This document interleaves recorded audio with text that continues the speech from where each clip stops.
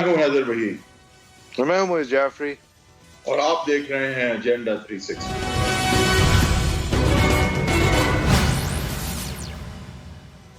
Welcome to Agenda 360۔ Karachi کے اندر ایک کنٹینیوئنگ مینڈمس جو اب 11ویں سال میں ہے، کہ جہاں پر شروع ہوا تھا ایک جماعت اسلامی کے سابق میئر نعمت اللہ خان صاحب کی طرف سے ایک توجہ دلاؤ نوٹس سے، کہ جب کراچی کے اندر جو پارکس اور جو پبلک اور امینٹی ایریاز تھے وہ ایک دم سے غائب ہونا شروع ہو گئے تھے ایم کیو ایم کے دورے لوکل گورنمنٹ میں، اور جس زمانے میں ان کو مشرف صاحب کے انڈر پروونشل حکومت کے اندر سے بھی ایک چنک ملا تھا، اس کے حوالے سے یہ بات اجاگر کرنے کی کوشش کی تھی کہ یہ تمام عوام کی یہ سپیسز ہیں، یہ پھیپڑے ہیں شہر کے، اور یہ غائب ہو رہے ہیں، یا پھر یہ ہسپتال ہیں اور ہسپتال غائب ہو کے بلڈنگیں بن رہی ہیں، سکولز ہیں، سکولز غائب ہو کے کچھ اور ہو رہا ہے، یہ کیسے ہو رہا ہے اور یہ غیر قانونی ہے۔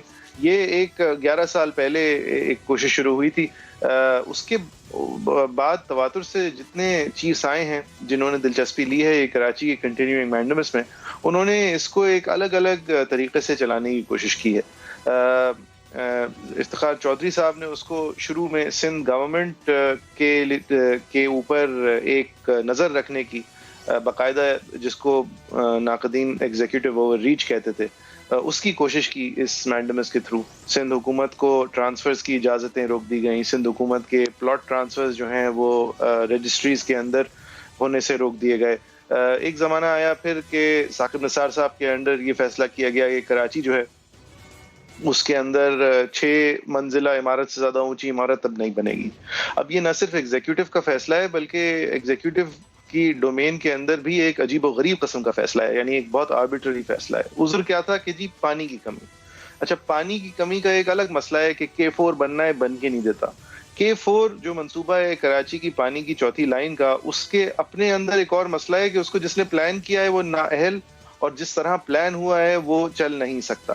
رائٹ آف وے کے اوپر لڑائی لڑی جا رہی ہے، لیکن اسی چینل کی جو ڈیجیٹل پبلیکیشن ہے اس نے ایک بہت عمدہ آرٹیکل اس پہ شائع کیا تھا کہ K4 کا منصوبہ ڈیڈ ان دا واٹر ہے، کہ اگر بن بھی گیا تو کوئی خاص کامیاب نہیں ہو سکے گا، اور بن بھی کیوں نہیں پائے گا کیونکہ جن لوگوں نے اس کو ڈیزائن کرنے کی کوشش اور جن لوگوں نے اس کو پائے تکمیل تک پہنچانے کی کوشش کی وہ اس کام کے، اس طرح کی اسٹرکچرل انجینئرنگ کے اہل ہی نہیں تھے۔ بہرحال یہ پانی کی تو ایک چھوٹی سی بات ہے۔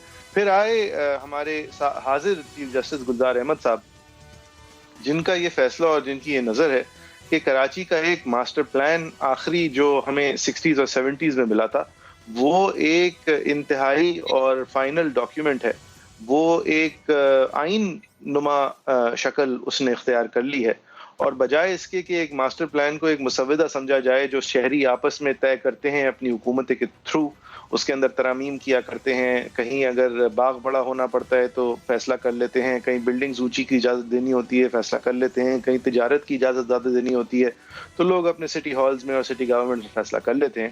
بہرحال ہمارے ملک میں یہ فیصلہ ہے کہ ماسٹر پلان جو ہے وہ ایک حتمی اور فائنل ڈاکیومنٹ ہے، حالانکہ وہ بتدریج ہر 10 سال بعد ایشو ہوا کرتے تھے کسی زمانے میں، لیکن جو آخری ہے وہ فائنل ڈاکیومنٹ ہے، اور ایک آئین کی شکل سا اختیار کر گیا ہے، اس کے اندر زیر زبر لگانے کی کسی کو اختیار نہیں ہے، اور وہ ایک ڈھانچے کے طور پہ، ایک جامع کے طور پہ ہمارے شہر کے اوپر رائج ہونا چاہیے۔ یہ ایک رائے ہے، اور اس رائے کو طول یہ بات دیتی ہے کہ اس کے اندر، اس ماسٹر پلان کے اندر ایک ورکیبل شہر کا نقشہ ہے، چاہے وہ شہر بہت چھوٹا تھا لیکن ایک ورکیبل شہر کا نقشہ تھا، جس کے اندر سے نکاسی آپ کے لیے نالے صحیح کام کرتے تھے، جس کے اندر ریل ٹریکس پہ ریل گاڑیاں چلا کرتی تھیں، جس کے اندر لوگوں کو جانے کے لیے سیر و تفریح کے لیے باغات ہوا کرتے تھے۔ وہ ساری چیزیں جن کے اوپر حملہ در حملہ ہوتے ہوتے وہ ساری چیزیں اب اس حد تک نہیں ہیں کہ کراچی دنیا کی 10 لیسٹ لیویبل سٹیز کے اندر تواتر سے ٹاپ 5 میں، ٹاپ 3 میں، ٹاپ 2 میں رینک کرتا ہے۔ بہرحال اس سب کچھ کے اندر چیف جسٹس صاحب نے جب بھی وہ کراچی کے اندر اس پٹیشن کو دیکھنے آتے ہیں تو زمین ذرا ہلتی ہے، کیونکہ ان کے فیصلے جو ہیں وہ تواتر سے یہی ہوتے ہیں کہ اس کو واپس اس کی 1960 65 70 کی شکل پہ آپ واپس بھیجیں۔ اب گجر نالہ اور اورنگی نالہ یہ دو ایسے بڑے برساتی نالے ہیں جس کے اندر سے نکاسی آب ہوتی ہے شہری سطح پہ، اور ان کے اوپر یا تو انکروچمنٹس ہو گئی ہیں یا ان کی جو پروہیبٹڈ لائنز ہیں ان لائنز کے اندر تھوڑا سا یا زیادہ پراپرٹیز آ گئی ہیں، یا پھر ایسی پراپرٹیز ہیں جن کو بادی النظر قانونی حکومتوں نے قرار دے دیا ہے لیکن ان کو دینا چاہیے نہیں تھا کیونکہ وہ نالے کے یا تو بہت قریب ہیں یا نالے کی چوڑے ہونے میں رکاوٹ ہوتی ہیں. تو ان پراپرٹیز کو بھی، حالانکہ وہ اب کسی نہ کسی طرح کی قانونی جامہ ان لوگوں کے اونرشپ پہ آ گیا ہے، لیکن وہ بھی اس طرح پرابلم کریٹ کرتی ہیں.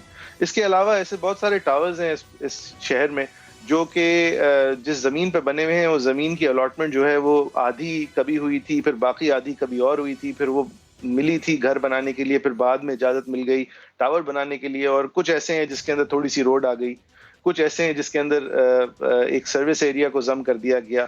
اس سب کچھ کے اوپر اس ہفتے جو پچھلے ہفتے آئی تھی سپریم کورٹ کی بینچ، اس نے دو بہت میجر فیصلے کیے. ایک فیصلہ یہ کیا کہ گجر نالہ کی جو لینتھ کے اندر چوڑائی آنی ہے اس چوڑائی کو روکنے میں اس کے اندر اگر کوئی بھی رکاوٹ آتی ہے تو وہ غیر قانونی ہے. یعنی کہ وہ لوگ جو کہ کہتے ہیں کہ ہمارے پاس لیسز ہیں وہ لیسز بھی غیر قانونی ہیں اور ان کو گرایا جائے. اور سپریم کورٹ کی رائے یہ کہ جن لوگوں کے گھر مسمار کیے جا رہے ہیں ان کو سوٹیبل کمپنسیشن دی جائے. یہاں پہ ایک مسئلہ کھڑا ہوتا ہے. اور اسی طرح ایک ٹاور ہے جو شارع فیصل پہ ہٹ کرتا ہے جس کے اندر بہت سارے مطلب وہ اب آباد ہے وہ ٹاور، اس کو بھی گرانے کا حکم دیا ہے سپریم کورٹ نے اس بیسس پہ کہ اس نے کبھی کسی پلاٹنگ کے تحت ایک سروس لین کو بھی اپنے ٹاور کی حدود میں منجمد کر دیا تھا اور اللیگلی کیا تھا. اب آرگیومنٹ یہ لی جاتی ہے کہ جو لوگ آج وہاں بسے ہوئے ہیں اور جو آج وہاں قیام پذیر ہیں ان کو کہیں اور بھیجنے کی حکومت کے پاس طاقت اور وقت نہیں ہے، لہٰذا ان کی بنیادی جو right of housing, living, dignity ہے وہ مجروح ہوتی ہے.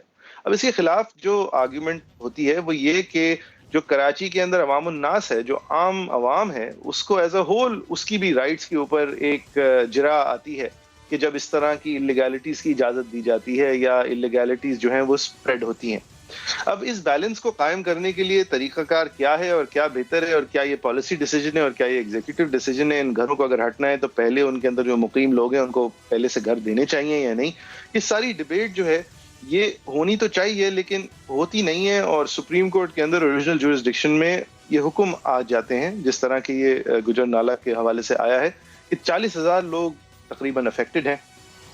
یہ لوگ جو ہیں یہ اس ڈیمولیشن ڈرائیو کے اندر افیکٹ ہوں گے اور دنیا بھر میں کہیں بھی ان کو حکومت کے اوپر حق ہوتا جرا کرنے کا اور ان سے ڈیمیجز لینے کا اور ریکوری کروانے کا ان تمام لاسز کا جو کہ حکومت کی غلطی کی وجہ سے ان کو ہوئے، جس طرح ان کو یہ لیس اگر غلط ملی. لیکن یہاں پہ ایک مسئلہ آ جاتا ہے. وہ مسئلہ یہ ہے کہ پاکستان کا عدالتی نظام اس طرح کا ہے کہ آپ ایک کیس کا جنازہ ہے، اگر آپ کسی سے کہیں کہ وہ ریکوری کرنے جائے، ریکوری تو شاید اسے مل جائے گی لیکن اس کو 20 یا 30 سالوں میں ملے گی یا اتنی ٹائم میں ملے گی یا اتنی تاخیر سے ملے گی یا پھر شاید نہیں ملے گی. لہٰذا وہ پھر لوگ ریکوری ایک دوسرے کے خلاف کرتے نہیں ہیں. اسی لیے زبان پہ کاروبار کیا جاتا ہے اور اگر کاروبار کے اندر مسائل بھی پیدا ہو جاتے ہیں تو لوگ ایک دوسرے کو کورٹ لے جانے سے پہلے ہر طرح کی اور چیز ٹرائی کر لیتے ہیں. اس لیے کہ وہ ایک دوسرے کے اندر ٹرسٹ کرتے ہیں اور اپنی سوسائٹی میں اعتماد رکھتے ہیں، بلکہ اس لیے کہ وہ کورٹ سسٹم کو ایک ٹوٹا ہوا نظام سمجھتے ہیں. بہرحال اس ساری پرابلم کو ٹیکل یہ کورٹ کیوں کرنا پڑتا ہے؟ اس کورٹ کو نالے، ندیاں، صفائی، روڈیں، اس سب کچھ کو کیوں ٹیکل کرنا پڑتا ہے؟ کیونکہ کراچی جو ہے وہ بنیادی طور پہ ایک لوارث شہر ہے جس کے جو ضامن ہیں ان کے کیا کردار ہیں اس پہ بھی بات کرتے ہیں اور جو حاکم ہیں ان کے کیا کردار ہیں اس پہ بھی بات کرتے ہیں. پہلے تو اس کو جو بچانے والے پاکستان تحریک انصاف آئے تھے جن کو ایک سویپنگ ریپرزنٹیشن کی اجازت اس شہر نے دی، اس امید سے دی کہ آپ کبھی ہمیں شاید بچا لیں، جنہوں نے 1100 ارب روپے ہمیں پرومس کیے تھے جن میں سے شاید کوئی 4 ارب روپے آئے ہیں اور وہ بھی ان کاموں کے لیے نہیں آئے ہیں جن کے پرومس ہوئے تھے. اس کا کیا کردار رہا ہے شہر میں اس حوالے سے اور وہ کتنے انٹروسو ہیں اس حوالے سے، ہمارے اس صوبے کے چیف منسٹر صاحب نے کیا فرمایا آپ کو دکھاتے ہیں. सूबे के जब मसले बताता हूँ उनको चिढ़ क्यों लगती है इस चीज से, एकदम हमलावर क्यों हो जाते हैं। बड़ी परफॉर्मेंस की बातें सुनी ना हमने, ओ जी हमने ग्रोथ हमारी इतनी फीसद से इतनी फीसद हो गई, 2.1% से 3.94% आपकी ग्रोथ हो गई है कि रिसोर्सेज भरने की बजाय कम क्यों हुए। हमारे साथ शदीद नाइंसाफी हुई है, हमें वो प्रोजेक्ट्स दिए गए हैं जिनकी हमें जरूरत नहीं है, जबरदस्ती थोपे गए हैं। साहब उठ के कहते हैं कि ये कितने साल हो गए, कितने मोटरवे बना लिया आपने। 18वीं तरमीम पे क्रिटिसिज्म होता है, एनएफसी पे क्रिटिसिज्म होता है, कहीं नाले नहीं बनाए, इन नाले सिर्फ नालों में बह जाएंगे। ये सिर्फ बुक्स 90 अरब इधर दिए, 93 अरब उधर दिए, कहाँ है भाई, दिखाओ तो सही, स्कीम बता दो। अभी तक तो 3 साल हुए हैं, अल्लाह करे जल्द से जल्द ये खत्म हो। टाइम लगता है 300 साल, आप लोग को भी लगता होगा। ये बड़ी जबरदस्त और बड़े अहल चीफ मिनिस्टर हैं हमारे, बड़ी जबरदस्त बातें कर रहे हैं। कह रहे हैं कि ये प्रोजेक्ट्स अपनी तरफ से चुनते हैं, इनके फैसले जो हैं वो ऑन द ग्राउंड इन्फॉर्म्ड नहीं होते, पुराने आउटडेटेड फैसलों को ये पुश कर रहे हैं।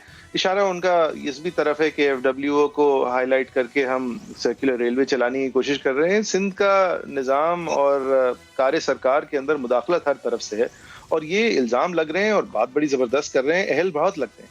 लेकिन उनके साथ भी एक मसला है। वो क्या मसला है? वो अपोजिशन में शहरियार साहब से सुनते हैं। शहरियार मेहर साहब बताते हैं कि ये मुराद अली शाह साहब के साथ क्या मसला है। सर लोकल गवर्नमेंट छड़ो ॿ कम कंदो आहे, या पघारां ॾींदो आहे या करप्शन कंदो आहे। टियों कम हिन डिपार्टमेंट में आहे ही कोन।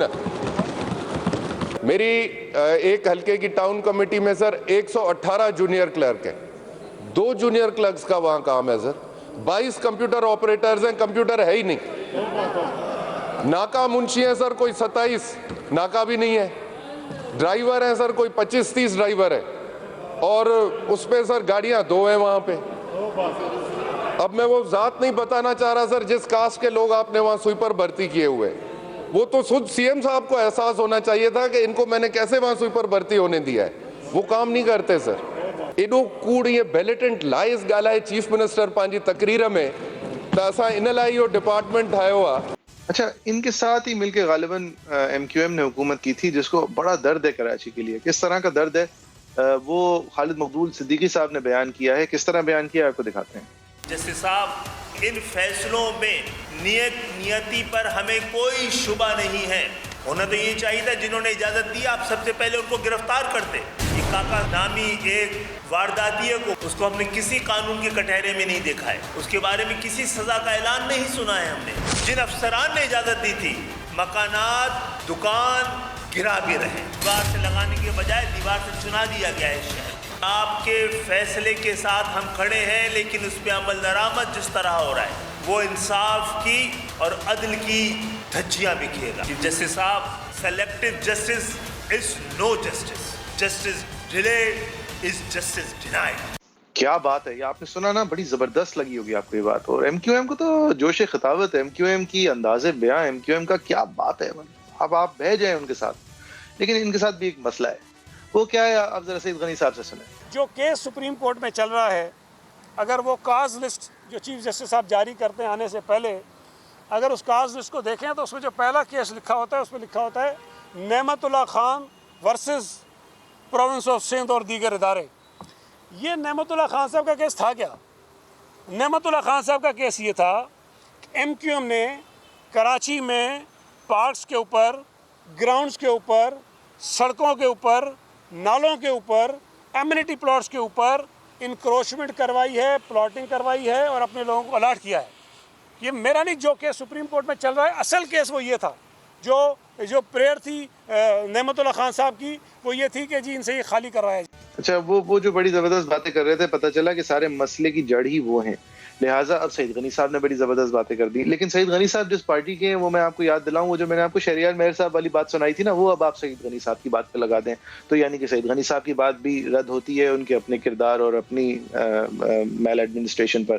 फिर जरा हम इस साइकिल को चलते चलते PTI की तरफ आ जाते हैं कि वो इनके बारे में क्या बातें करती हैं और बड़ी जबरदस्त आपको उनकी बातें लगेंगी।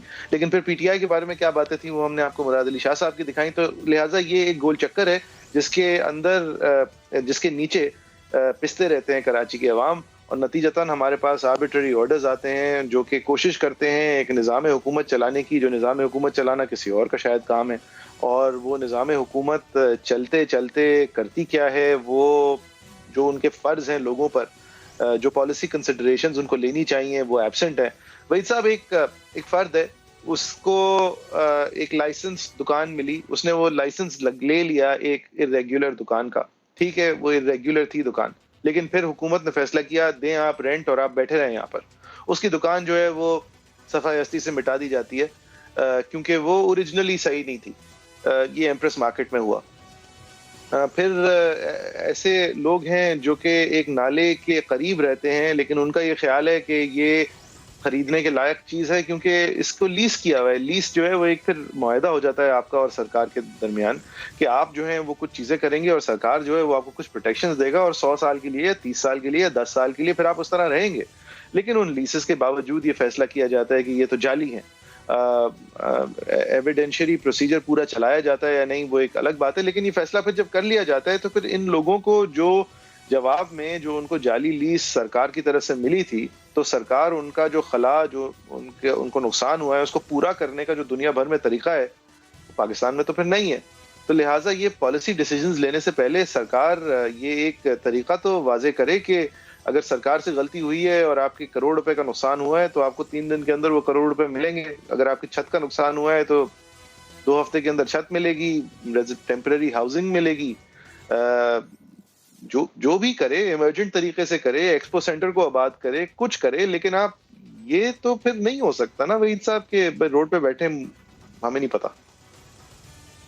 دیکھیں جو جورسڈکشن یا ایکسرسائز کی گئی ہے وہ آرٹیکل 184 کی ہے جس میں میٹر جو پبلک امپورٹنس کا ہوتا ہے اس میں جب فنڈامنٹل رائٹس جو ہیں وہ مجروح ہو رہے ہوں تو پھر سو موٹو ایکشن جو ہے وہاں پہ لیا جا سکتا ہے. یہ پٹیشن اس کا جو پیمانہ وسیع ہوا وہ سو موٹو کی ایڈیشن کی وجہ سے ہوا ہے, جہاں پہ جس طرح سعید غنی صاحب نے کہا کہ شروع میں ایشوز شاید کچھ محدود تھے اور اب وسیع ہو گئے تو وہ اس جورسڈکشن کی وجہ سے ہوئی. لیکن اس جورسڈکشن میں جہاں فنڈامنٹل رائٹس جو ہیں ان کی انفرنجمنٹ کا ایشو ماس اسکیل پہ جب انفرنج ہوئے ہوتے ہیں, ان کے ایشوز جب ڈائریکٹلی سپریم کورٹ آتے ہیں تو سپریم کورٹ کے پاس خاص کر اس کیس میں ایک بیلنسنگ ایکٹ تھا اور ایک بیلنس کریٹ کرنا تھا, اور وہ یہ تھا کہ ایک طرف آپ کا ایبسٹریکٹ فنڈامنٹل رائٹ ہے جو کہ سب کا کلیکٹیو رائٹ تھا کہ جو مطلب سب لوگوں کا جو مجموعی حق ہے, آپ ذرا اس کو اردو میں بتائیں نا, سب لوگوں کا جو مجموعی حق ہے کہ ہمارا شہر صاف ہو, طریقے سے آباد ہو, قانون کا اس کے اندر راج ہو, پارکس ہوں, سانس لینے کی جگہیں ہوں, بلڈنگیں قانون کے تحت بنے, سیف بنے, یعنی جو عام لوگوں کے بنیادی بیسک شہری حق ہوتے ہیں. نہیں دیکھیں بات یہ ہے کہ یہاں پہ جو ایک کلیکٹیو رائٹ تھا وہ یہ تھا کہ فنڈامنٹل رائٹ جو میرا ہے کہ پبلک پراپرٹی جس کا استعمال میرا بھی حق ہے اس پہ اگر اتھارٹیز نے پیسے لے کے یا کسی بھی طرح سے اس پراپرٹی پبلک پراپرٹی کو پرائیویٹلی بانٹ دیا ہے تو وہ جو جہاں قانون ٹوٹا ہے وہاں میرے fundamental rights collective fundamental rights سارے کراچی ہائٹس کے مجروح ہیں لوگ بلکہ اوور آل رہتے ہیں. اگر فار ایگزامپل سی ویو تک میں رائٹ ہے کسی کا جو ملیر میں رہتا ہے کیونکہ وہ جا کے وہاں بھی تفریح کرتا ہے تو وہ ایک تو کلیکٹیو ایبسٹریکٹ کلیکٹیو رائٹ ہے جو کہ سب کا جی, تو وہ میں وہی کہہ رہا ہوں نا, آپ کہہ رہے ہیں عمومی طور پہ ہر شہری فرد کا جو ایک بنیادی حق ہے کہ اس کا شہر ٹھیک ہو, وہ والی رائٹ مجروح ہوئی ان اسپیسیفک لوگوں سے جو کہ لیز لے کے نالے پہ بیٹھے ہوئے. اب تو ایک طرف سپریم کورٹ کے سامنے یہ رائٹ تھا جس کی وجہ سے ایکچولی یہ ایکشن شروع کیا گیا, لیکن ساتھ ہی ساتھ اس چیز کا تعین کرنے کے لیے سپریم کورٹ کے لیے یہ بھی ضروری تھا کہ اس وقت سے جب سے یہ اوریجنل جو ہے نقشہ تھا اور پھر آج کا وقت جب اس کو چینج کیا گیا ہے اس دورانیے میں کون سے فنڈامنٹل رائٹس ہیں جو اب کریٹ ہو گئے ہیں, یعنی کہ ان تجاوزات اور اس پبلک اسٹیٹ لینڈ پہ نالوں کے اوپر جو پراپرٹیاں بنا کے لیز کر کے اب بیچ دی گئی ہیں اور وہ 600 دفعہ اگر آگے بک گئی ہیں تو آج جو وہاں پہ لیز لے کے بیٹھا ہے اس کا کیا فنڈامنٹل رائٹ ہے.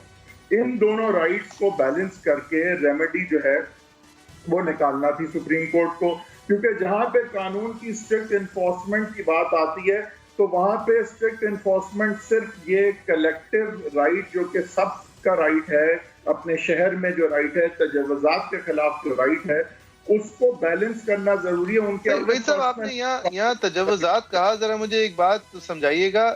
یہ تجاوزات کے بیسس پہ چیزیں جو توڑی جا رہی تھیں, تو ایک انکروچمنٹ ٹریبیونل کے اندر لوگ گئے اور وہاں پر انہوں نے یہ ظاہر کیا بادی و نظر کہ دیکھیں ہمارے پاس لیز ہے, لہٰذا ہمیں تجاوزات اس طرح کہہ نہیں سکتے آپ, اگر آپ اس کو جعلی سمجھتے ہیں تو اس کو آپ کینسل کرنے نکلیں.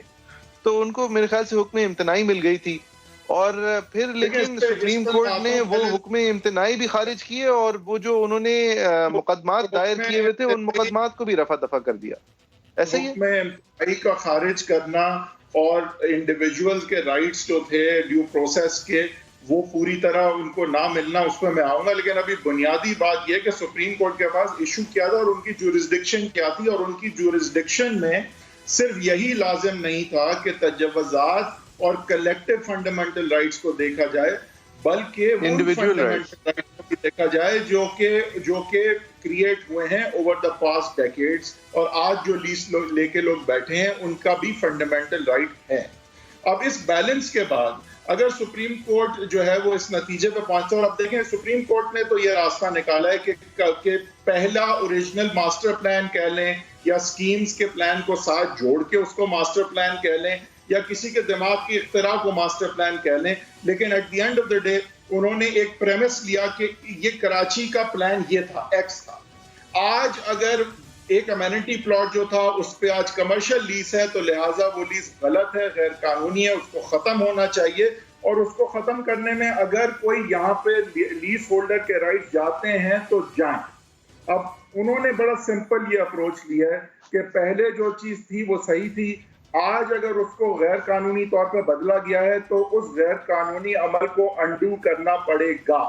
اس میں پرابلم یہ ہے کہ جب یہ غیر قانونی عمل ہوئے تھے, اور بالکل ہوئے تھے, اس میں کوئی شک نہیں ہے کہ بے تحاشا ہوئے ہیں, لیکن یہ غیر قانونی عمل وداؤٹ پلان ہوئے تھے. اور یہی پرابلم ہوتی ہے کہ غیر قانونی عمل تو یہ ہوتا ہے جعفری صاحب کہ یہ بلڈنگ بن رہی ہے, یہ اپروو کرانے بلڈر, میرے پاس پلان آ گیا, میں نے غیر قانونی طور پہ اس کو اپروو کر دیا, پیسے لے لیے.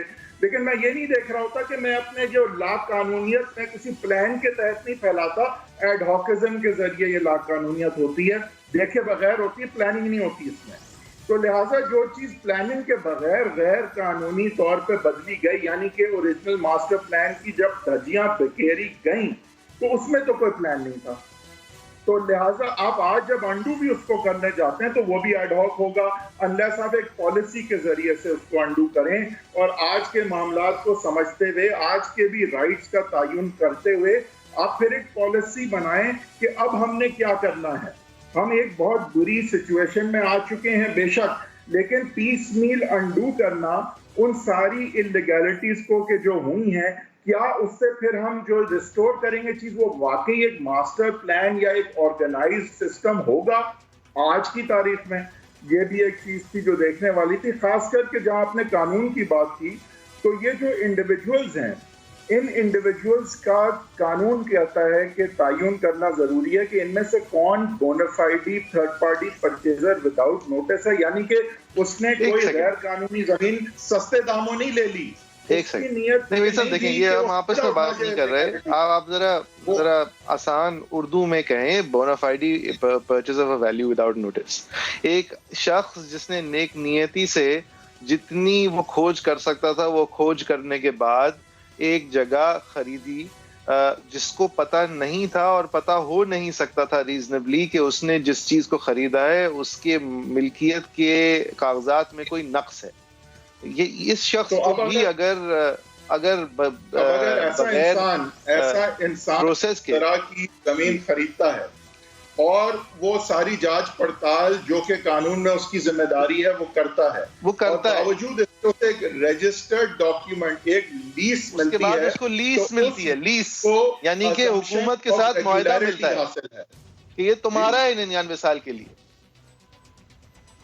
دیکھیں بات یہ ہے کہ پریزمپشن آف ریگولیرٹی ہوتی ہے کسی بھی اتھارٹی کے ایکشنز پہ, تو وہ جو ہے نا یہ ڈاکیومنٹ جو لیز کا ہے, اگر ڈیو ڈیلیجنس کے بعد اور ایک آنیسٹلی حاصل کیا گیا ہے, جانچ پڑتال جو ایک بائر کی ذمہ داریاں وہ پوری کر کے حاصل کی گئی ہے لیز. اب کچھ نے کی ہوگی کچھ نے نہیں کی ہوگی, بے شک ایسے لوگ ہوں گے جنہوں نے, خاص کر بلڈر ایسے ہوں گے, لینڈ مافیا ایسی ہوگی جنہوں نے औने पौने दाम, कौड़ियों के दाम स्टेट लैंड को ले लिया होगा और पब्लिक ऑफिशियल्स ने रिश्वत लेके उनको दे दिया होगा। और बेशक कि ऐसी ज़मीनें ज़्यादातर भी हो सकता है ऐसी हैं, लेकिन आगे जो 6-6 दफ़ा बिक के आज लोअर मिडिल क्लास बंदे ने अपनी जो जमा पूंजी के साथ जो है पूरी लाइफ सेविंग्स के साथ अगर उस जगह को अब लिया है, तो उसके साथ क्या बर्ताव कानून का होना चाहिए, ये भी एक इशू सुप्रीम कोर्ट के पास मौजूद था। सुप्रीम कोर्ट ने ये जरूर कहा है कि उसको रिहेबिलिटेट किया जाए, उसको कॉम्पनसेट किया जाए।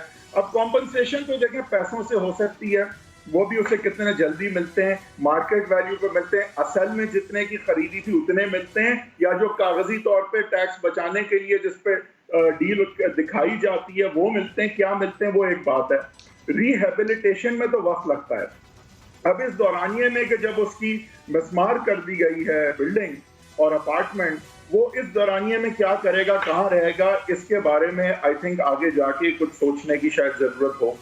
दूसरा, ये जो पब्लिक ऑफिशियल्स, लैंड माफिया और ये जो आपके बिल्डर हैं जिन्होंने ओरिजिनल सेंड किया है, वो जो है उन पे जुर्माने लगें, उन पे क्रिमिनल प्रोसीडिंग्स हों, उन पे पेनल्टीज के जरिए से कॉम्पनसेट या तो किया जाए पहले उन लोगों को जिन लोगों ने ये ऑक्यूपाई कर रहे हैं। बेशक नहीं साहब, देखिए प्रैक्टिकली उन पे पेनल्टीज लगते लगते जो हैं ये बेचारे जो नस्ला टावर से निकलेंगे वो तो फिर फारिग हो चुके होंगे ना। यानी कि हुकूमत को एक पॉलिसी डायरेक्टिव मिलना चाहिए कि आज फंड्स जो हैं वो रिलीज किए जाएं इमरजेंट तौर पे अपनी ही गलतियों को पुर करने के लिए, फिर उसके बाद वो जो फंड्स इस्तेमाल हो चुके हों तो जिनको फायदा हुआ था आपकी उन गलतियों से उनसे आप वापस लेते रहिएगा। लेकिन ये तो जवाब नहीं है ना कि आप बिल्डर पकड़ो, क्योंकि वो बिल्डर को आप जब तक पकड़ेंगे उसके अंदर से जब तक आप पैसे निकालेंगे वो पैसे जो है उसी प्रोजेक्ट के आपको दे रहा होगा या किसी आगे के प्रोजेक्ट के दे रहा होगा, ये तो फिर एक और आप एक प्रोजेक्ट शुरू कर रहे हैं ना। यानी कि देखें ये तो हुकूमती जरूरत है ना कि एक हुकूमती सतह पे एक इमरजेंट पॉलिसी इम्पेरेटिव है, एक पॉलिसी मूव की जाए कि भाई ये जिस तरह पुरानी बिल्डिंग्स हैं, डेंजरस स्ट्रक्चर्स हैं। प्रॉब्लम ये जो टाइम पीरियड है कि ये बिल्डिंग टूटती है और वो रिहेबिलिटेट और कॉम्पनसेशन के दरमियान का जो टाइम पीरियड है उसमें बेचारा क्या करेगा, एक तो ये प्रॉब्लम है। दूसरा जो इंडिविजुअल जांच पड़ताल है कि किसने एक्चुअली, कौन इनोसेंट बायर है और किसने कौड़ियों के दाम इलीगल जमीन लिया जान के, उनमें फर्क नहीं किया गया है यहाँ पे। और जो असल मुजरिम है पीछे से जिसने जुर्म किया है असल, उसके हवाले से क्या होगा, ये चीजें आई थिंक अभी एड्रेस होना बाकी है और एड्रेस होनी चाहिए। अच्छा, आप मुझे एक कानूनी फिलॉसफी का एक बेसिक सवाल का जवाब दें। यहाँ पे फिर लीगल सर्टेनिटी का सवाल उठता है कि जब अमीरों की बात आती है और इस्लामाबाद में कॉन्स्टिट्यूशन 1 प्लाजा होता है तो उसको तो नहीं गिराया जाता, हालांकि उसकी इजाजत किसी और चीज की थी और वो बना कुछ और था, क्योंकि उसके अंदर अमीर और उसूक वाले लोगों के घर थे शायद। सवाल ये उठाया जाता है और रेगुलराइज भी supreme court, no less than the supreme court की तरफ से हुआ। फिर कहा जाता है कि बनी गाला की पहाड़ियां थी, उसके अंदर कंस्ट्रक्शन करने की इजाजत नहीं थी, लेकिन कंस्ट्रक्शन हो गई और उसको कौड़ियों के दाम रेगुलराइज कर दिया गया। और ये इल्जाम दिया जाता है इसलिए किया गया इसलिए कि वजीर आजम साहब का घर था। तो ये जब इल्जाम उठता है कि जो सर्टेनिटी एक कानून की होनी चाहिए, कि वो खालिद मकबूल सिद्दीकी साहब ने तो अंग्रेजी में कह दिया justice delayed is justice denied, वो ठीक है लेकिन यहाँ पे रेलेवेंट है। लेकिन जो शायद रेलेवेंट बात है वो ये है कि एक सर्टेनिटी होनी चाहिए ना कि जहांगीर तरीन साहब अगर डिस्क्वालीफाई हों तो उस मेयार से और भी लोग डिस्क्वालीफाई हों, खान साहब अगर बचें तो उस मेयार पे बाकी और भी लोग बचें। इसी तरह अगर एक घर रेगुलराइजेबल है तो फिर हर घर रेगुलराइजेबल है।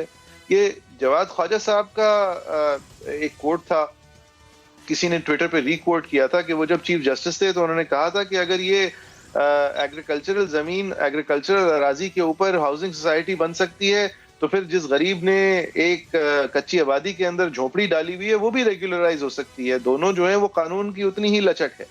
लिहाजा ये एक सर्टेनिटी तो होनी चाहिए ना फिर कानून में। वहीद साहब, वो है। देखिए, इसमें कोई शक नहीं है कि कानून की एक बड़ी जिम्मेदारी होती है कि आगे से जो जिस पे पासदारी का जिम्मा है उसे ना सिर्फ के कानून समझ आए बल्कि उसको ये भी, क्योंकि वेग नहीं हो सकता कानून, और दूसरा ये कि कानून जो है वो यकसा तौर पे अप्लाई भी हो ताकि उसकी एप्लीकेशन की सर्टेनिटी हो और मुझे पता हो क्या कानूनी है क्या गैर कानूनी है। अब ठीक है कि तजव्वुज़ात क्रिएट करते वक्त अगर किसी को पता था गलत है تو محض ریگولرائزیشن اس کی سزا نہیں ہو سکتی. لیکن کیونکہ یہ کئی دفعہ بک کے آگے آ چکی ہے یہ زمینیں, تو ریگولرائزیشن ایک بیریر ٹاؤن کے کیس کی بھی ایگزامپل ہے کہ یہ ایک آپشن تھا, اور ریگولرائزیشن جو ہے اس کے پیسوں سے پھر جو باقی مرمت ضروری ہے وہ بھی ہو سکتی تھی شاید. لیکن یہ نہیں بھائی صاحب, ریگولرائز آپ نہ بھی کریں, اگر ایک ٹاور روڈ کے بیچ میں کھڑا ہوا ہے بالفرض, لیکن آپ پیسہ تو مہیا اس طرح کریں کہ ایک ایمرجنٹ سچویشن کو حکومت ریمیڈی کر سکے. اگر آپ نے یہ فیصلہ کرنا ہے ایز اے پالیسی ڈیسیجن کہ نہیں جی یہ لا قانونیت کی اجازت نہیں ہو سکتی اور سب کو ایک مثال بننا ضروری ہوگا, معذرت آپ اب مثال بن رہے ہیں, لیکن آپ نکلیں یہاں سے, تو آپ جب تک پورے نہیں ہوتے, جب تک آپ کو the government doesn't make you whole, there must be an emergent net into which you fall. You cannot be rendered homeless and destitute by an equitable measure, by a measure that is being taken to protect in equity the fundamental rights of the people. دیکھیں جہاں قانون کی strict application, اور یہاں پہ تو strict application میں بھی وہ انسینٹ پرچیزر کی بات جو ہے وہ دیکھنی ضروری تھی, لیکن اگر قانون کی اسٹرکٹ اپلیکیشن میں ایبسرڈٹی بھی نظر آ رہی ہو تو وہاں پہ ایکوٹی کا ضرور استعمال کیا جا سکتا ہے تاکہ کمپلیٹ جسٹس ہو سکے. لیکن دیکھیں اب یہاں پہ پرابلم کیا ہے کہ کیونکہ آوے کا آوا اتنا بگڑا ہوا ہے, اور کیونکہ یہاں پہ اب کوئی آسان طریقہ نہیں ہے جس میں نقصان نہ ہو, تو کئی دفعہ میں پاکستان کی نہیں خاص بات کر رہا, کئی دفعہ ایسا بھی ہوتا ہے کہ وہ آسان طریقہ پھر نکالا جاتا ہے جہاں نقصان جو ہے وہ کم سے کم ہو اور آئندہ کے لیے جو ہے وہ سبق مل جائے سب کو. تو کچھ عنصر شاید اس چیز کا بھی ہو سکتا ہے کہ یہاں پہ نقصان جس کا ہوتا ہے تو ہوتا پھرے, کیونکہ دیکھیں ویسٹرن اور یہ جو لیگل فلسفی ہے اس میں تو یہ ہے کہ ایک بندے کا بھی ناجائز نقصان وداؤٹ ڈیو پروسیس جو ہے وہ 10 لوگوں کے قانونی فائدے پہ بھاری ہے. ایک انسنٹ اگر ٹنگ جائے تو دیٹ از ورس دین 10 کو سزا ملے. تو یہاں پریمس لیگل سسٹم تو اس چیز پہ ہوتا ہے. لیکن ہیونگ سیڈ دیٹ کہ یہاں حالات کچھ اس طرح کے ہیں کہ اگر آپ جا کے لوگوں سے پوچھیں گے تو وہ کئی دفعہ یہ کہیں گے کہ کچھ کے نقصان سے زیادہ لوگوں کا اگر فائدہ ہو جائے تو دیٹس اوکے. بٹ بات یہ کہ یہ چیزیں جو ہیں اس کے پیچھے ایک مورل اتھارٹی جو ہے وہ پارلیمنٹیرینز کی, قانون کی, لوگوں کی, عوام کی, مینیفیسٹوز کی, کیا ان ساری چیزوں کی ضروری تھی پہلے, یا یہ کورٹس کے تھرو بھی کیا جا سکتا تھا, یہ بھی ایک ڈیبیٹ ہے. کہ کیا یہاں پہ جو ہے یہ جوڈیشل فنکشن کے زمرے میں یہ بات ساری آتی ہے, یا یہاں پہ وہ پلاننگ اور وہ پالیسی اور وہ ڈیسیجن میکنگ اور وہ جو ہے وہ عوام سے رابطے کی ضرورت تھی, جہاں پہ نئے سرے سے ایک پلان بنایا جائے کہ ٹھیک ہے we are in a very bad place, لیکن اب اس کا اجتماعی طور پہ بہتر حل کیا ہو سکتا ہے. لیکن اس میں ایک چیز یہ بھی تھی, ہم دیکھتے ہیں کہ کراچی میں ایک بہت بڑا مسئلہ رہا ہے کہ یونٹری گورنمنٹ نہیں ہے, امپاورڈ گورنمنٹ نہیں ہے, اکاؤنٹیبل گورنمنٹ نہیں ہے, directly accountable to the people. No municipal unitary or empowered government exists as envisaged under Article 140A of the Constitution. اگر ہمیں کراچی کو اور سارے شہروں کو ایک یونٹری, امپاورڈ اور اکاؤنٹیبل گورنمنٹ مل جائے تو اس صورت میں یہ سارے معاملات شاید پلان ہو کے پالیسی کے تحت جو ہے وہ شاید عوام کی انپٹ کے اور اسٹیک ہولڈرز کی انپٹ کے ساتھ بھی دیکھے جا سکتے ہیں. تو جہاں ایک ایگزامپل سپریم کورٹ تو سیٹ کر رہی ہے, لیکن مجموعی اور اجتماعی طور پہ اگر اس کا حل نکلنا ہے تو وہ شاید صرف کورٹس کے تھرو ممکن نہ ہو. اور آئی تھنک کہ اس میں اب حکومت کو بھی چاہیے کہ کچھ جو ہے وہ انیشیٹو لے اور خود نہیں. لیکن اگر کورٹ نے انیشیٹو لے لیا ہے وہی صاحب, تو اس انیشیٹو کا جو محور ہے وہ حکومتی ایکشن ہونا چاہیے نا, کہ وہ حکومت کو پش کریں کہ یہ آپ کا فرض ہے ریہیبلیٹیشن. دیکھیں ایک سیکنڈ, آپ بالکل اگر آپ لیٹ سے آپ اس مائنڈ سیٹ کے اس بینٹ کے ہیں کہ آپ کہتے ہیں یہ جوڈیشل فنکشنز جو ہیں یہ اس حد تک آگے نہیں جانے چاہیے, لیکن میں کہتا ہوں کہ چلیں آپ کے ہاتھ میں تو نہیں ہے جو سپریم کورٹ کر رہی ہے نا, سپریم کورٹ میں بھی رائٹ اور رانگ بٹ اٹس فائنل, لیکن آپ کے ہاتھ میں یہ تو ہے نا, جب آپ جب دیکھ رہے ہیں کہ یہ ہو رہا ہے تو آپ جو کر سکتے ہیں آپ کچھ کر لیں, مطلب آپ کچھ کر لیں, آپ 4 بندے سر جوڑ کے بیٹھ جائیں. تو یہ کہ آپ لوگ اپنا اگر کام شروع کر دیں گے تو کورٹس پہ پریشر آ جائے گا کہ یار چلو یہ کر رہے ہیں ان کو کرنے دو, ان کا چلے پریشر نہ بھی آئے, کورٹس کو جواز مل جائے گا کہ ٹھیک ہے پھر یہ ہمیں کرنے کی ضرورت نہیں ہے. You know I don't know, لیکن یہ یہ کس لیول پہ ایک وسیم اختر صاحب جب تک میئر تھے تو وہ تو ایسے بہیو کر رہے ہوتے تھے جیسے کہ ساری خامیاں جو ہیں وہ کسی اور نے کی ہیں، جبکہ کوائٹ کلیئرلی جو یہ کیپچر ہے شہر میں، اس کیپچر کے کم از کم آدھے دورانیے میں ایم کیو ایم یا تو حکومت میں تھی یا ایم کیو ایم وہ کیپچر کر رہی تھی. لہٰذا یہ اس شہر کے ساتھ جو ہوا ہے اور جن لوگوں نے کیا ہے ان کو جواب دے. اب دیکھیں اس شہر کی ٹریجڈی بھی یہ ہے کہ ان کو جب جواب دے رکھنے کا وقت آیا تو اس شہر نے نیت باندھ کے پی ٹی آئی کے پیچھے کھڑے ہوئے. اور وہ کہاں ہیں پی ٹی آئی والے؟ وہ کہاں ہیں 1100 ارب روپے؟ وہ کہاں ہیں آپ کے پی ٹی آئی کے ایم این اے جو آپ نے جھونک در جھونک جا کے الیکٹ کرائے تھے؟ کیا کر رہے ہیں وہ؟ میں سمجھتا ہوں سندھ حکومت کے پاس یہ بڑا اچھا موقع ہے. دیر under the gun yes, but in کے پاس ایک موقع بھی ہے کہ اب وہ یہ سارے معاملات اپنے ہاتھ میں لیں اور کراچی کو اون کریں، اور یہ ساری معاملات قانونی دھارے، آئینی دھارے میں کے اندر رہتے ہوئے وہ انیشیٹو لے کے اب ایسی جگہ پولیٹیکلی امبارک کریں جہاں وہ پہلے وینچر نہیں کرتے تھے، وچ از اربن سندھ اینڈ کراچی. یہ ان کے پاس اپرچونٹی ہے کہ وہ ایک بری سچویشن کو اپنی جیت میں جو ہے ٹرانسلیٹ کریں. اینڈ آئی تھنک کہ یہ کام بلاول صاحب کو اور مراد علی شاہ صاحب کو ضرور کرنا چاہیے. وہ کر سکتے ہیں اور انہیں چاہیے کہ یہ کام وہ کریں اور اونرس اپنے پاس لے لیں، اونرشپ اپنے پاس لے لیں اور ایشو کو اپنی طرف لے لیں کہ جہاں برائی آ رہی ہے تو وہاں اچھائی بھی لینا پھر اور کچھ کرتے نظر آئیں، اور وہ کر سکتے ہیں. مجھے امید ہے کہ وہ یہ کریں گے. صحیح. ایک بریک لیتے ہیں، بریک پھر سے حاضر ہوں گے. تو یہ جو ہم نے وفاق کے اندر دیکھا لڑائی ساری، اس کے اوپر کیا کامنٹری آئی ہے اس کے اوپر مزید بات کرتے ہیں ایک بریک کے بعد.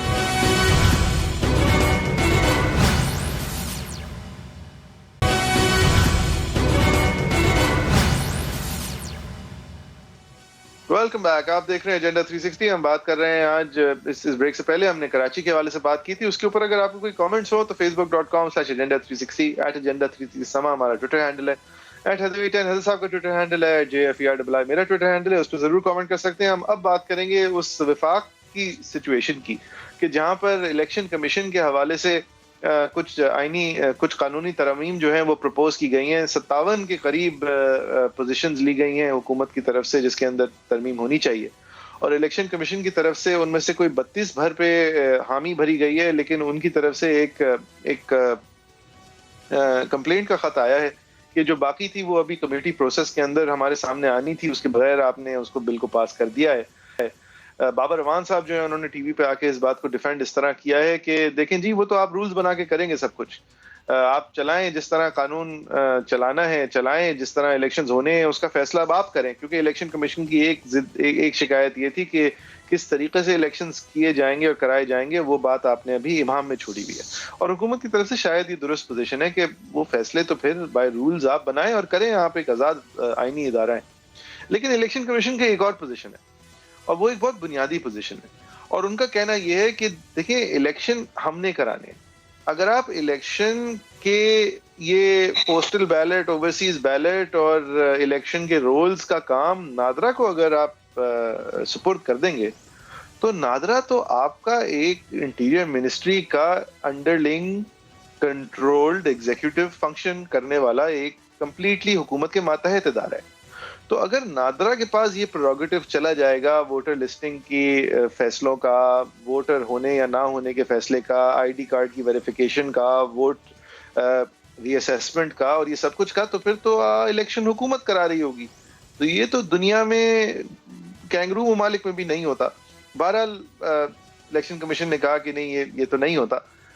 تو لہٰذا یہ جو الیکشن کی جو ذمہ داری ہے وہ ہماری ہے، نادرا کو اس طرح آپ ڈائلیوٹ نہیں کر سکتے. اور دوسرا جو ان کا بنیادی ایشو تھا وہ یہ تھا کہ یہ جو بیلٹنگ کو آپ نے ایک بار پھر سے الیکشن ایکٹ کو ترمیم کرنے کی کوشش کی ہے، وہ جو آپ کی پہلے سینٹ الیکشنز کے حوالے سے شکایت تھی کہ اب یہ کلوز بیلٹ نہیں، اب یہ اوپن بیلٹ ہوں گے، تو وہ آپ ایک تو آئین شکنی کر رہے ہیں کیونکہ آئین کلیئر ہے، اور دوسرا سپریم کورٹ کہہ چکا ہے کہ سیکرٹ بیلٹ سے ہوگا. آپ جب ان کے پاس اوپینین لے کے گئے تھے جس کا جواب جو ہے وہ شاید آپ کے لیے بھی وکٹری تھی اور دوسروں کے لیے بھی وکٹری تھی، لیکن سپریم کورٹ کہہ چکا ہے کہ ہوگا سیکرٹ بیلٹ. لہٰذا اس کو اوپن بیلٹ لفظ کر دینا تو پھر آئین سے متصادم ہو جاتا ہے. وحید صاحب یہ ایک نئی سچویشن ایٹ پلے ہے یہاں پہ. اب ہم ووٹنگ الیکٹرانکلی دیکھیں گے اور پھر یہ جو بوتھ کیپچرنگ ہوتی ہے یہ پھر ایک پرانی یاد ماضی ہو جائے گی ہمارے لیے، ایک آزاد اور نیا پاکستان ابھرے گا؟ دیکھیں بات یہ کہ ایک کتابی بات ہوتی ہے اور ایک عملی بات ہوتی ہے، جس میں پرسپیکٹو اور ہسٹوریکل سینس اور پولیٹیکل ایسپیکٹ ضروری ہوتا ہے.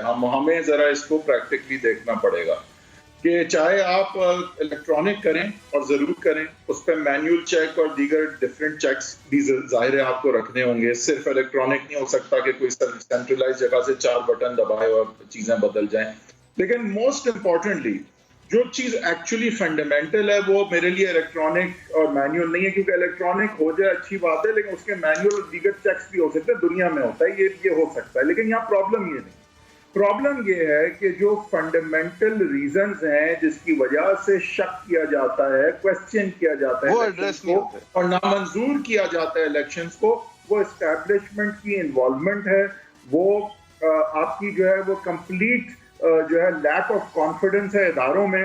تو یہاں پہ جو چیزیں ایڈریس کرنے کی ہیں پہلے وہ ہیں کہ آپ کے دھند کے مسائل ہیں، آپ کے آروز اور ان کے پی اوز کا غائب ہو جانا کا مسئلہ ہے، ڈبے جو ہیں وہ لے کے بھاگتے ہوئے پکڑے جانے کا مسئلہ ہے. اگر فنڈامنٹل چیز نہیں بدلے گی تو آروز بھی غائب ہوں گے، الیکٹرانک میں بھی دھاندلی ہوگی، مینول میں بھی دھاندلی ہوگی. تو فنڈامنٹل چیزیں جو ہے نا ان کو بدلنے کے لیے ضروری ہوتا ہے کہ عوام کی بیداری اس حد تک ہو کہ پارلیمان میں لوگوں کو اور پارلیمان کے باہر جو ڈیسیجن میکرز ہیں ان کو بھی یہ باور ہو بات کہ یہ چیز اگر آپ کریں گے تو عوام آپ کو معاف نہیں کرے گی، اس کا ازالہ ہوگا، سیاسی قیمت ہوگی، ایکچوئل لیگل قیمت ہوگی. ابھی ہم وہاں اس نہج نہیں ہیں، لیکن ہم جہاں جس طرح اویئرنیس بڑھ رہی ہے تو یہ اب لازم ہو جائے گا کہ ہم اسٹیک ہولڈرز کو، اپوزیشن پارٹیز کو، ای سی پی کو، سب کو جو ہے ساتھ لے کے چلیں. جب تک اس پہ آمادگی نہیں ہوگی اس ڈاکیومنٹ پہ تو میں آپ کو بتا دوں کچھ نہیں بدلے گا. اصل بات جو ہے وہ یہاں ہسٹوریکل پرسپیکٹو کی ہے، ورنہ الیکٹرانک کرنا کوئی غلط بات نہیں، کریں 100 دفعہ کریں، اس پہ ظاہر ہے مینول چیکس رکھیں، چیک اینڈ بیلنسز رکھیں، بٹ اصل جو ایشوز ہیں ان کو ایڈریس کریں. ورنہ تو دیکھیں بابر اعوان صاحب ان اے وے ٹیکنیکلی تو بات صحیح کرتے ہیں کہ بھائی قانون سازی ہم کریں گے، ای سی پی کا رول جو ہے وہ ہم بتائیں گے کہ کیا ہوگا، اگر غیر آئینی ہے تو آپ چیلنج کریں. لیکن آئین کے دائرے میں کیا ای سی پی کا رول ہوگا، کیونکہ ظاہر انڈیپینڈنٹ تو ای سی پی نہ ہونا، یہ تو لیجسلیچر نہیں کر سکتا کہ اسے متنازع کر دے یا نادرا کا رول لیا ہے، تو وہ تو غیر آئینی بات ہو جائے گی. لیکن بات یہ کہ it's not that simple. Even اگر آئینی قانون آج لے آتی ہے حکومت لیکن اس کو اسٹیک ہولڈرز انڈورس نہیں کرتے تو کچھ نہیں بدلے گا. اگر اسٹیبلشمنٹ اسے رسپیکٹ نہیں کرتی تو کچھ نہیں بدلے گا. تو یہ فنڈامنٹل ایشوز کو ایڈریس کریں. الیکٹرانک ورسز مینول سمپٹومیٹک بات. صحیح ہے، آئی ایگری وتھ یو. اب دوسرا ہم آ جاتے ہیں شہباز شریف صاحب کا سامنے آ کر مفاہمت کو عزت دو والے پوزیشن لے کر، ووٹ کو عزت دو پہ یو ٹرن لے کر اب جو سچویشن ہے اس کے اوپر کامنٹری ہم نے بابر اعوان صاحب اور شیخ رشید صاحب سے دیکھی ہے، وہ ذرا دیکھتے ہیں. بابر اعوان صاحب کیا کہتے ہیں؟ شہباز شریف صاحب نے پچھلے دنوں اپنی تقریر میں کہا کہ وہ گھٹنے پکڑنے کے لیے تیار ہیں. آپ سیدھا راستہ پکڑیں، کیوں مختلف جگہ ایسی جگہوں پہ آپ جاتے ہیں جہاں آپ کو گھٹنے پکڑنے پڑیں؟ آپ پاکستان کے اداروں کو سیاست میں ملوث کر کے جو الیکٹڈ پرائم منسٹر ہے، الیکٹڈ گورنمنٹ ہے، الیکٹڈ 5 پارلیمان ہیں، ان کو رخصت کرنے کا کام چھوڑ دیں. وہ کہیں نہیں جا رہے. اور صرف ایک پہ آپ دھیان رکھیں بات پہ کہ جو پارلیمنٹ ہے وہ سپریم ہے. شیخ رشید احمد صاحب جو ہیں انہوں نے بھی اس حوالے سے پھر کچھ بات کی ہے، وہ دکھاتے ہیں. میں سمجھتا ہوں یہ اچھا نہیں ہوا. دیکھیں 3 دن ہوا، اس سے جمہوریت کو عزت نہیں ملی. یہ پڑھے لکھے لوگوں نے اس کو اچھی نظر سے نہیں دیکھا. لیکن اللہ کا شکر ہے، دیر آئے درست آئے، پارلیمنٹ چل پڑی ہے. ہمیں اپوزیشن کو ساتھ لے کر چلنا ہے. ہم نے اپوزیشن کے ساتھ جوڑو کراٹے نہیں کرنے. وہ تو آگے ہی اپوزیشن مری ہوئی ہے.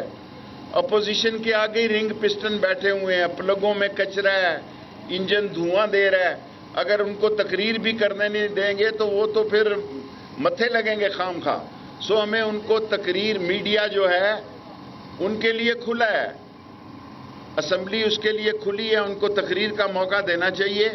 کیونکہ یہ تو دسمبر میں حکومت کے خاتمے کا اعلان کرتے تھے. انشاءاللہ تعالی عمران خان ٹھوک کے 5 سال جو ہے نا تن کے 5 سال پورے لگائے گا. اب تو شیخ رشید صاحب سمپتیز کی باتیں کر رہے ہیں. وحید صاحب کہاں دسمبر میں حکومت جاری تھی اور اب تو شیخ صاحب کہہ رہے ہیں اگر ان کو یہ بھی نہیں کرنے دیں گے تو پھر تو یہ مر جائیں گے, پھر تو بڑا مسئلہ ہو جائے گا. کہاں کھڑے ہیں اپوزیشن؟ وہ تو کانڈیسینڈنگ اور پیٹرنائزنگ طریقے سے کہہ رہے ہیں, لیکن وہ بات ایک صحیح کہہ رہے ہیں کہ یہ پی ٹی آئی نے بڑی حماقت کی ہے. میرے خیال سے ان کو تقریریں کرنے دینے میں کوئی مذائقہ نہیں تھا, خاص کر ایک ایسی سچویشن میں جہاں پہ میڈیا بھی کچھ فیوریبل ان کی طرف بڑے عرصے بعد ہوتی اس طرح نظر آئی ہے کہ انہیں کیش کرنا چاہیے تھا اس ٹائم کو. تو وہ یہ کوئی بہت ہی غیر ضروری اور بد اخلاقی کا مظاہرہ کرتے ہوئے جو ہے ان کے کچھ جو ممبران ہیں انہوں نے یہ سچویشن جو کریٹ کی ہے جس میں اپنا ہاتھ پھر اپوزیشن نے بھی ڈالا, تو وہ یہ ساری سچویشن بہت غیر ضروری ہی نہیں تھی, بلکہ آئی تھنک بہت ایک حد تک میں کہوں گا ایک ڈباکل تھا, بہت اننیسیسری تھا.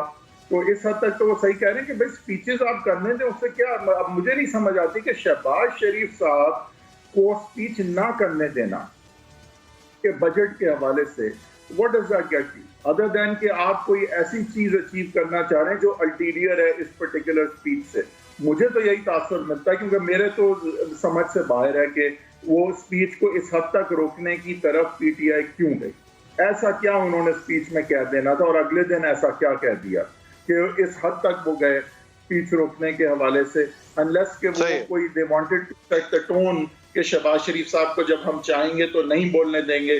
کیا یہ خان صاحب کی فکسیشن ہے شہباز شریف صاحب کے حوالے سے کہ شہباز شریف ہی ہیں جو جیل بھی جاتے ہیں پھر باہر بھی نہیں جا پاتے اور پھر ان کی اسپیچ نہیں ہوتی. تو یہ شہباز شریف صاحب کو فیور کیا ہے پی ٹی آئی نے میرے خیال سے. ویسے ہی شہباز شریف صاحب کی لیڈرشپ جو ہے وہ آف دا گراؤنڈ اٹھ نہیں رہی تھی, اور انہوں نے شہباز شریف صاحب کو 4 دن دے دیے, جس طرح ملتان کے پی ڈی ایم جلسے کو انہوں نے پورا ہفتہ دے دیا تھا روک کے. تو یہ چیزیں جو ہے نہ صرف غیر ضروری ہوتی ہیں, کاؤنٹر پروڈکٹیو ہوتی ہیں. شہباز شریف کو 4 دن آپ نے میڈیا پہ گلوریفائی کر دیا, یہ کر ان کی لیڈرشپ ابھی زمین سے نہیں اٹھ رہی تھی, آپ نے ان کو یہ فیور کر دیا. صحیح. آپ لوگوں کی کیا رائے ہے؟ facebook.com/agenda360 @agenda360 ہمارا ٹویٹر ہینڈل ہے, @heatherwheaton حیدر صاحب کا ٹویٹر ہینڈل ہے, اسکرین پہ آ رہا ہوگا @JFERII میرا ٹویٹر ہینڈل ہے. آپ کی کوئی بھی کامنٹ ہو ہم اپنے ویسے ٹویٹر ہینڈل پہ شو کی سرخیاں شیئر کرتے ہیں, اگر کوئی بھی آپ کا کامنٹ ہو تو وہ ضرور کیجیے گا, ہم کوشش کریں گے کہ اس کا جواب دیں. Thank you very much for watching.